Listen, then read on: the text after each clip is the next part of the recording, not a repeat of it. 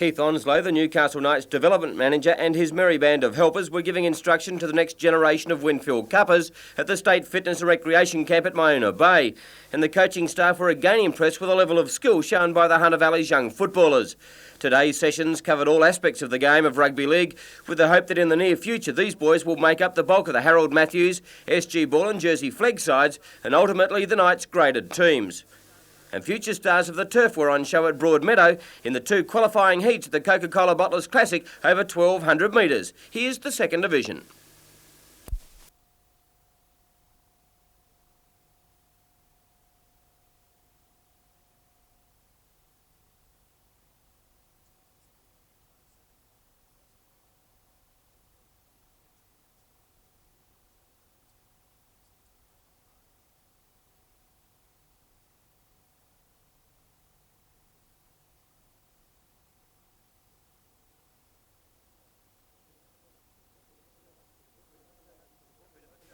A bit of a turn up for the books, $11.60 and $2.80, $2 even and $4 even. The Quinella, $18.70 and the trifecta, a healthy $1,563.50.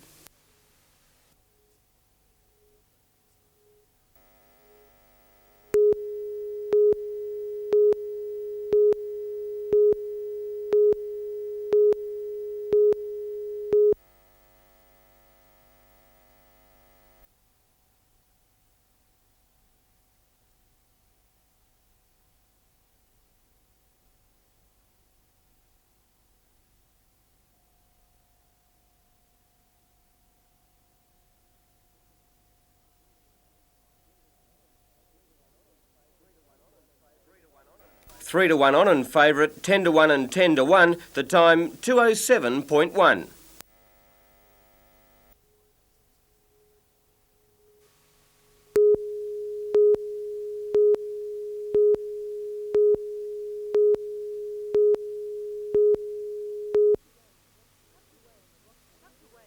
Tucked away in the Rothbury area of the Hunters Wine Country is the 25-hectare site at the centre of contention. Late last year, a development application for the youth program was lodged with Cessnock City Council by Aboriginal Hostels Limited. Council received 29 personal submissions and 1 petition from residents objecting to the Talga Road development on town planning grounds. The isolation of the area, as you've found out today. The second one is a possible sewage problem, and the third one is the water required to run such an establishment. So it's not because they're Aboriginals? We're not concerned who the applicant is. But a member of the group who would coordinate the program disagrees. I think it's just probably the inbred racism that exists within this nation. I mean, they're making the same sort of statements that people were making 200 years ago. Mr Griffiths says 14 teenage boys would be under around-the-clock supervision by at least 5 people. He says the program is designed to give vocational skills to youths having trouble fitting into mainstream schools. The Aboriginal Cooperative has been trying for 4 years to get the government-funded program up and running, each time meeting opposition. I think the time's just about come and we're going to start, looking at taking more radical or drastic action. But according to the residents group, the issue goes much further than the development application. The group is outraged by the leaking of their objections to the media. To us, an assurance was given by the Mayor that any objection was strictly confidential and private. Cessnock Mayor Marie Callaghan is equally outraged and has launched an investigation into the issue. Catherine Lamond, NBN News.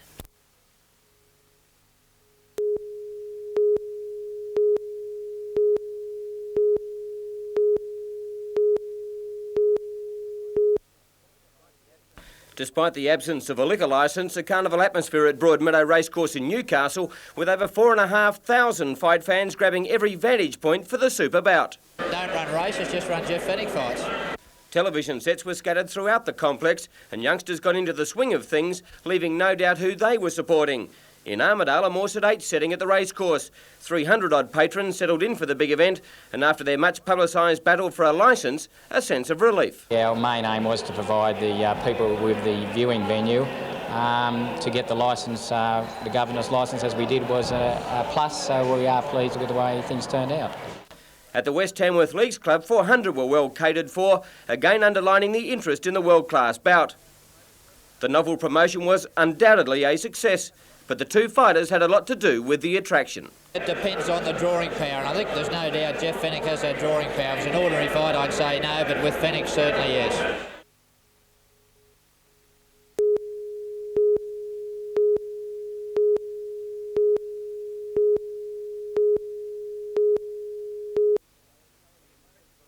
The impressive array of talented players available, many with Winfield Cup experience, plus the members of the successful 1991 Cup side and a host of youngsters, will make the selectors' task a difficult but pleasing one. All players today are hoping to win spots in the second round of trials at Curry against St Mary's. For so early in the year and without too many runs under their belts, the players knuckled down to their tasks well in steamy conditions, and the coalfields in black and white proved too good in the first trial, 30 points to 16. Brett Ryder scored a smart try, continuing his form from last year, and others also played well. The major fixture late this afternoon will see a great battle for many spots, but one that will throw out the challenge is former Knights hooker Scott Carter, now with Lakes United, and a strong game in the first match impressed the selectors. At the Newcastle International Paceway last night, the Carlton Sires Stakes over 1,609 metres, and after a roughhouse start where a couple were knocked out of contention, a Princess showed them all the way home.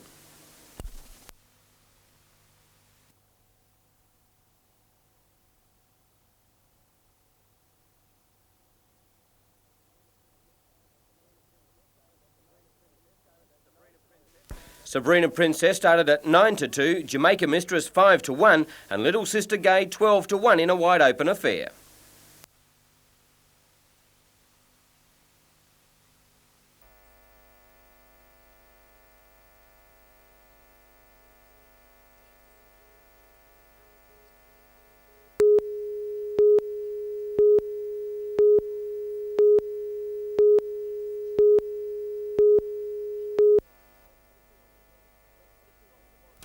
It's not the Ritz, but for the people of Waratah and Mayfield, it's the place where they can learn judo, gymnastics. It's a place which offers vacation care, cheap vacation care. But it might not be long before the doors shut on the Waratah YMCA. And the problem? Money. The Y must spend money to make money, as any sport and rec facility must. We just don't have the initial outlay. More than 200 people use the centre each week. If funds continue to dwindle, the administration staff will be gone within a fortnight. The activities will last a little longer. The activities probably could afford their running costs until the end of the term, but not very far after that. Anthony Griffiths, NBN News.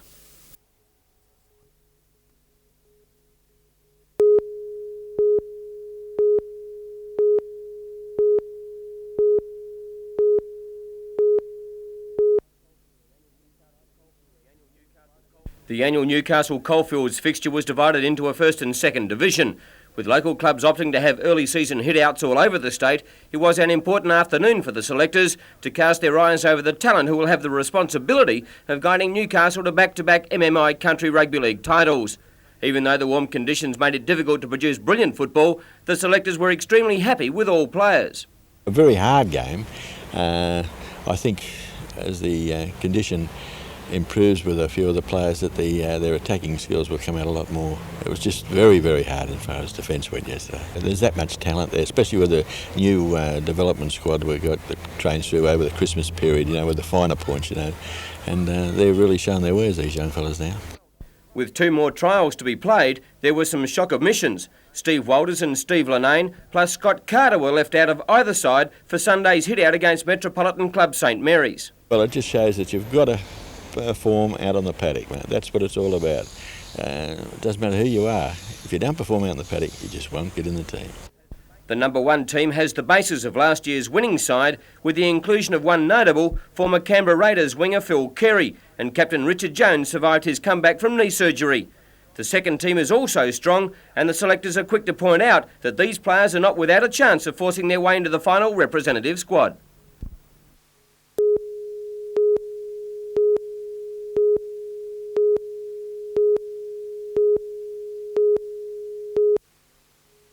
handed over the keys of the new street van to City Mission Superintendent Graham Gordon. The van was purchased with money from BHP's Community Trust, which contributes about $1 million a year to cultural and welfare groups around Australia. The City Mission has about 30 trained counsellors to provide friendship and practical help to those most in need. The van will make that service even more effective.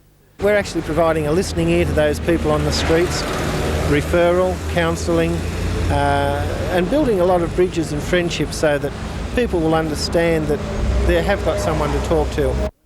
The volunteer street van teams meet about 80 people a night, many of them teenagers. The street service will be linked to a drop-in centre opening on Wood Street, where young people can gather in an alcohol-free environment on Friday and Saturday nights. Tom Hilston, NBN News.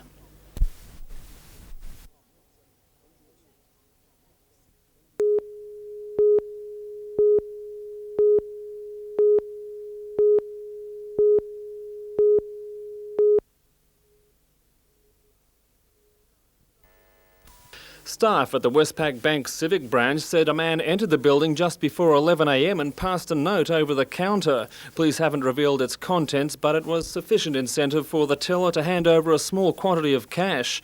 The robbery sparked a full-scale sweep of the city by police patrol cars on the lookout for a man in his mid-20s with short brown hair and a moustache. Several people matching the description were questioned and allowed to go. Scientific police checked the building for fingerprints. The man fled on foot through nearby Civic Park. It's believed he may be a local resident. Tom Hilston, NBN News.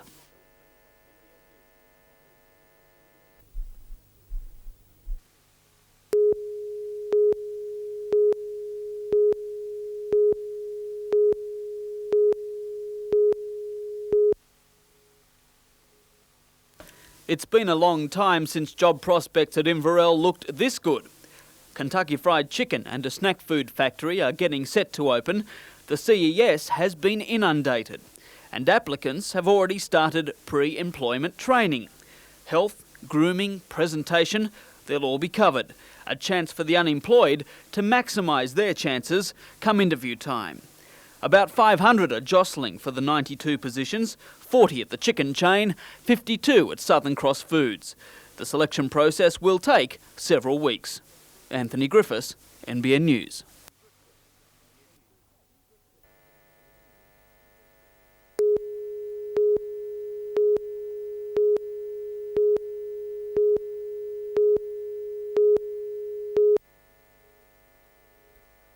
What to do with council-owned scrubland lining the main southern corridor into the city has been a source of concern for council. 6 months ago, a solution was found, a beautification program using council, Skillshare and local business resources. Council is coordinating the project, Skillshare providing the labour and local businesses the funds for materials. For the next 2 months, 13 Skillshare workers will spend 3 days a week clearing, landscaping and building picnic facilities on the quarter-hectare site. The exercise helping all involved. And it will benefit the gateway of this area and make it beautiful where it is at the moment a wilderness. What they'll get out of the course is self-esteem. They'll get out pride in what they can do. They've got getting quality training. They'll be able to go out into the workforce and strut their stuff to really show what they're capable of.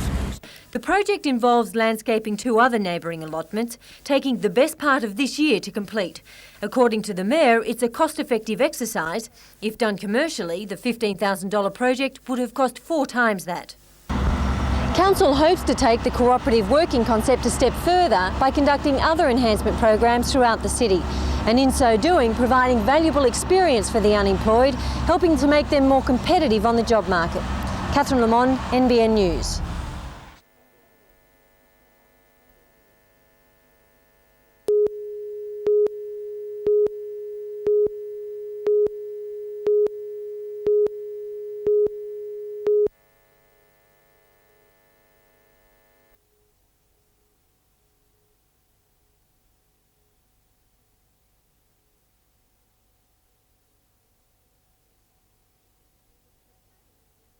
The play is set at Chalk Hill High School. It's a light-hearted view of how the education system works. Spending must be rationalised and justified. So the guy in the school decides, well, the grass, the kids aren't really running on the grass, let's dig it up, let's sell it. So he sells all the grass for profit. Then they've got to concrete the oval to stop all the windstorms. Right?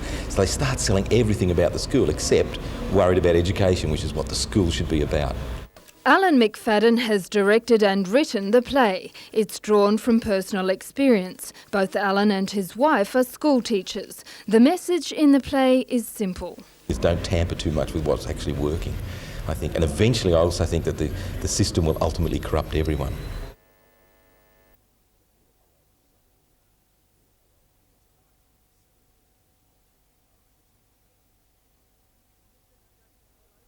The production will open at the Newcastle Playhouse tomorrow night.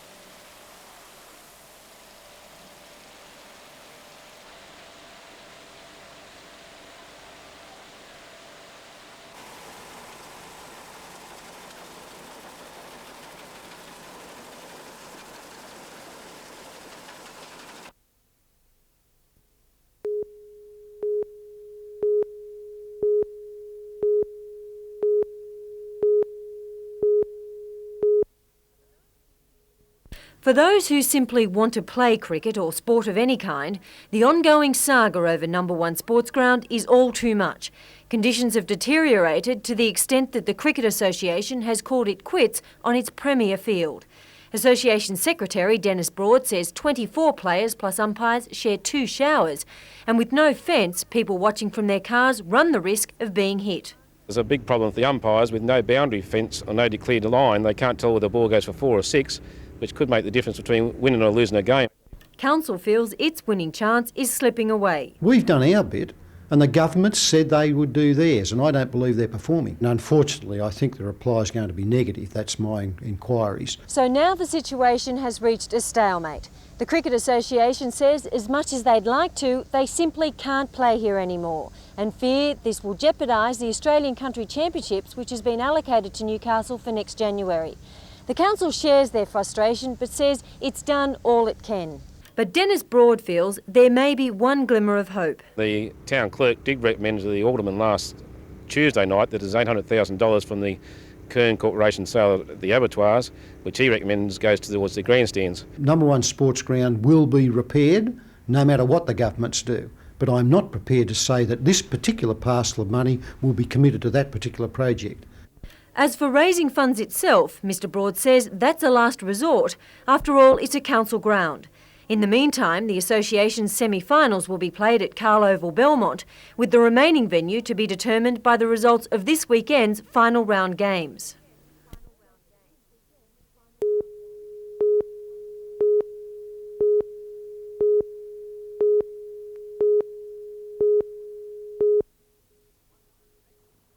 "100 events, more than 600 high school students. 7 zones were represented. From as far as Taree they came, all with one thing in mind, being on the blocks at the state championships later this month.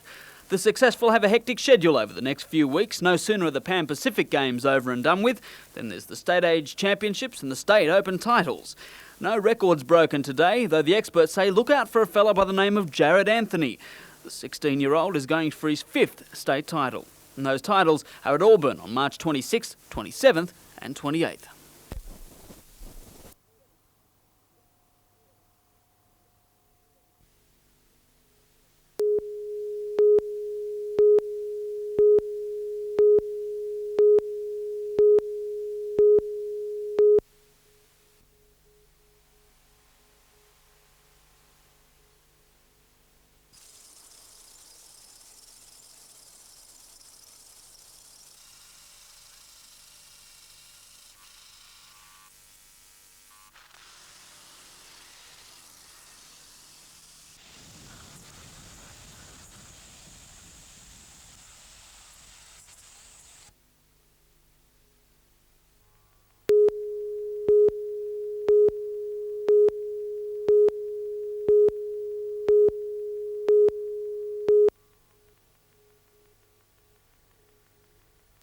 Police say thieves cut through padlocks on steel shipping containers which were used to store the tools on site overnight. Detectives believe more than one person was involved in the theft, and a vehicle would have been needed to move more than 30 power tools and a collection of lawnmowers and whippersnippers.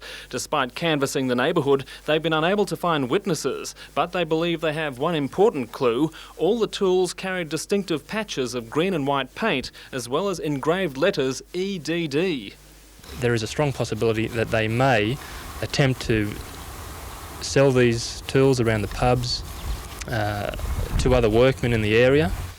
Police are asking anyone who's approached to buy these goods to contact Belmont Police Station. Tom Hilston, NBN News.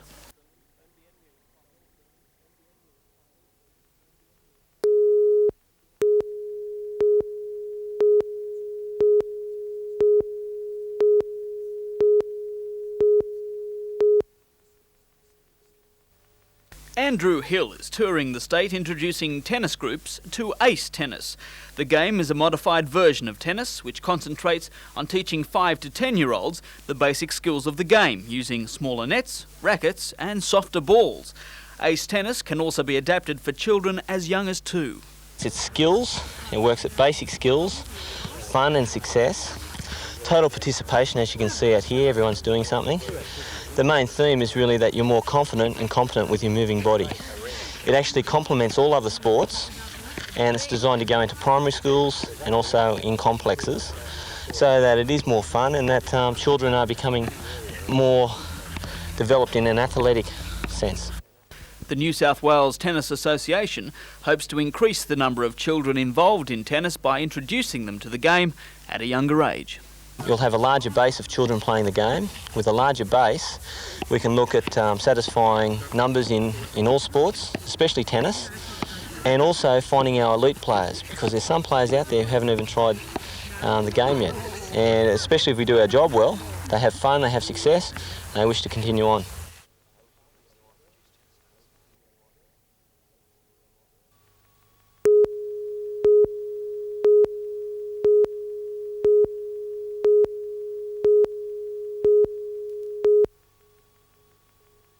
The Tooheys Country cricket matches have been an annual event for the past 15 years, but because some cricket associations haven't been actively involved, the promoters have pulled out. The promoters instead are involving themselves in raising funds for junior cricketers. We're sort of aiming to stump them mentally, not physically this time, and I guess the form of 8 sets of 10 questions, some ongoing questions, tables of 8 are formed for the night. We ask the questions, we mix with the people, and we just have a ball with everyone. And I can assure you for $20, it'll be the best spent $20 you've ever outlaid. The competition on March 18th at the Armidale RSL will cover a range of issues, not just sport. For those attending, we'll have a chance to meet some well-known sportsmen. We've got some big names coming along, and probably the big coup is having Nick Farr-Jones join us. And I mean, for the Armidale people that love their rugby union and being the captain of the World Cup squad, I think he's probably the most prominent man at the moment. And you've got Dougie Walters, Greg Matthews and myself from the cricket scene.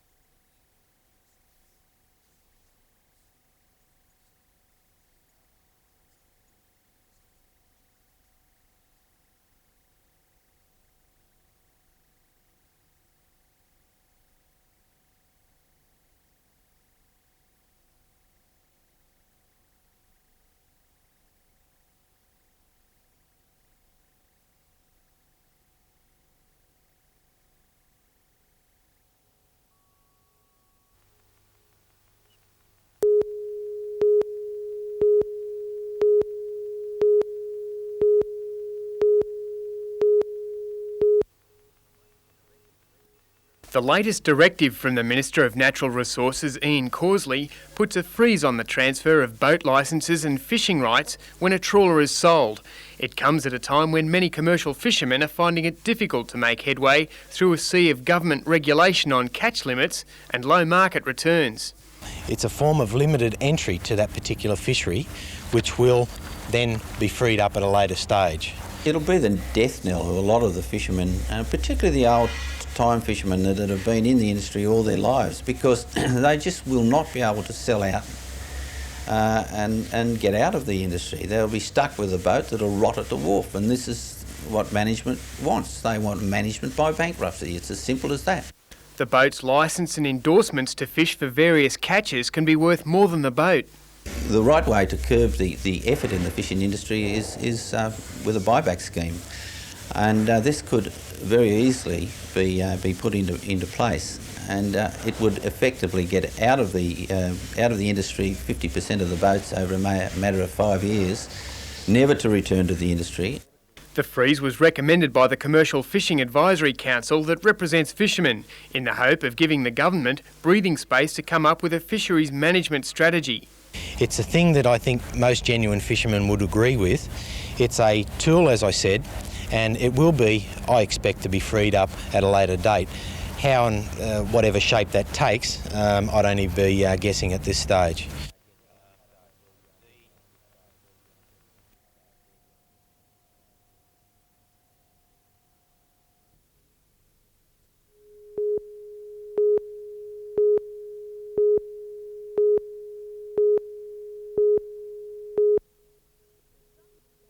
The study began in 1979 in the South Australian town of Port Pirie, the home of the world's largest lead smelter.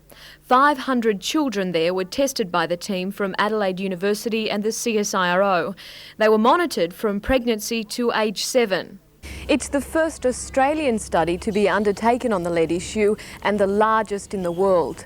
It's found that lead exposure does lower the IQ of children, findings which are in line with studies undertaken in the United States. For children whose average lifetime blood lead was, say, 30 micrograms per decilitre, their IQ was about 5 points lower on average than children whose average blood lead over their lifetime had been 10. Graham Vinpani now works in Newcastle, but he was the principal organiser of the study when it began in Adelaide. He says the study, funded by the National Health and Medical Research Council, will see a lowering in what's regarded as the level of concern for lead in blood. The Centres for Disease Control in the United States in October last year took the decision to lower the recommended blood lead level for communities to 15 micrograms per decilitre, and I think we're likely to see similar kinds of moves occurring in other countries.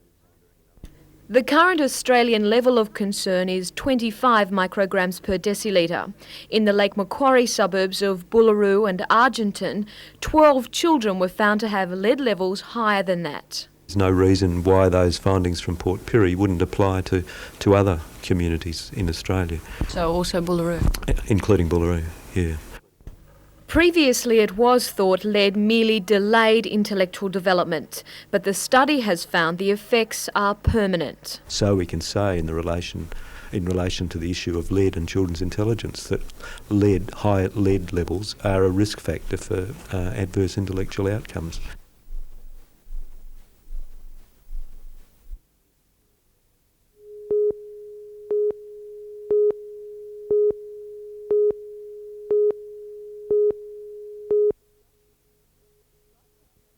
Britax manufactures car parts for several companies, including Ford, Holden, Toyota and Mitsubishi. Until recently, Britax parts were also put into Australian-made Nissans, but no more. They'll be winding down their production progressively until October this year. That's the way that it's planned, and when that production ceases, there's really no more requirement for those parts that we produce for them in volume. Up to 45 Britax workers will be retrenched over the next 3 months, cutting the company's staff to about 200. Mr Bryant blames the economy for the industry slump, but says the removal of car industry protection by the federal government must share the blame. They're asking for too much too quickly. If we talk about the protection issue, I don't think there's anybody in the industry would argue that protection levels have been too high, but I think the pressure that's being exerted now is too much for the support that it's being given by way of infrastructure changes. But it's not all gloom and doom. Mr Bryant says 1993 could be a much better year. We've got quite a bit of new work on, but unfortunately it doesn't help this year. We've got around about 30 odd products at various stages of development at the moment that will go into production very late this year or early next year. That will fill some of the gaps that the Nissan situation leaves.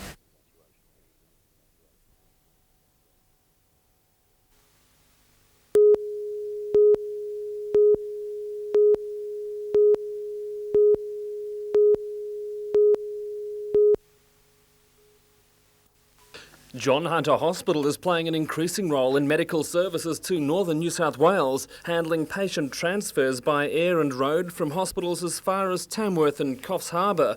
In the past 6 months, the Westpac rescue helicopter accounted for half of all retrievals, but that level is to be considerably reduced after a report prepared by the Anaesthetics and Intensive Care Unit showed heavy budget overruns. To go to Tamworth and north of Taree by helicopter is a very expensive exercise. The hospital budgeted about $250,000 for helicopter transfers during the year. Next year, they say the cost could be more than $300,000. The report recommends using the helicopter only for retrievals from the Hunter Valley. Officials say a return to road transport and fixed-wing air ambulance services on the north coast and inland won't threaten the welfare of patients requiring transfers to Newcastle. The level of care that's available in those hospitals is quite high. They do in fact have intensive care units which are able to provide a level of care that's sufficient until our retrieval team's able to arrive. The rescue helicopter's other main role in accident and emergency work won't be affected. Funding for that area is handled by the ambulance service. Tom Hilston, NBN News.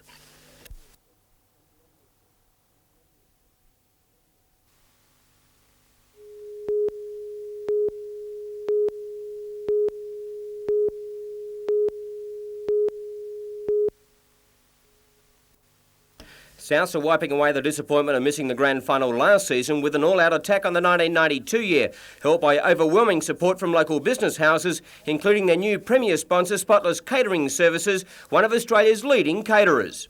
We have a record number of sponsorships. At the moment we have 38 sponsors, ranging from our premier sponsor, which is Spotless, right down to the player sponsors. So we think that's a very good effort. A lot of time has been in the off-season and it's going to pay off this year. And coming into line with a worldwide change in playing strip, the Lions have departed from tradition and gone to an all-new look, dispensing with a red V. Along with the new jumper and shorts and the tremendous support from the local community, the South Newcastle Lions are about to put 1991 behind them for good. It was a great disappointment, but that year's gone. Now it's 1992. We've got a whole stack of new sponsors on board, a new strip, as we just talked about, and we're looking forward to a successful 1992. What about players on the paddock? Very happy with our player strength at the moment. Tomorrow for a trial we've got 2 third-grade sides plus about 8 others and 8 unavailable, so our strength is very happy and the depth's certainly there. It's just up to us as coaches to bring that depth out to the fore. Tomorrow night, Super Sedan meeting at the Newcastle Motordrome is shaping as one of the best this season, with not only the local hotshots chasing the points in round 7 of the ISP Masters, but they will have to contend with a couple of chaps from the other side of the world. John Saws and Mike Klein are no strangers to motor racing in Australia. Klein, a 16-year veteran, and Saws on his second trip down under. Australian cricket, they've got their kicked, and even your boxer fell down. So in the Olympics, the Winter Olympics, I didn't see Australia in there, so we're going to go home with a victory under us.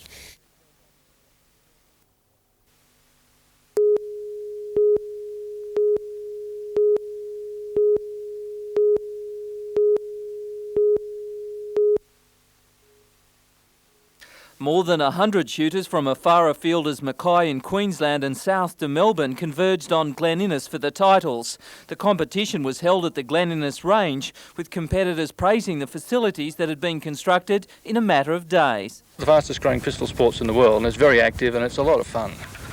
And I think that's the basic attraction of it. It's fun, and that's what people enjoy.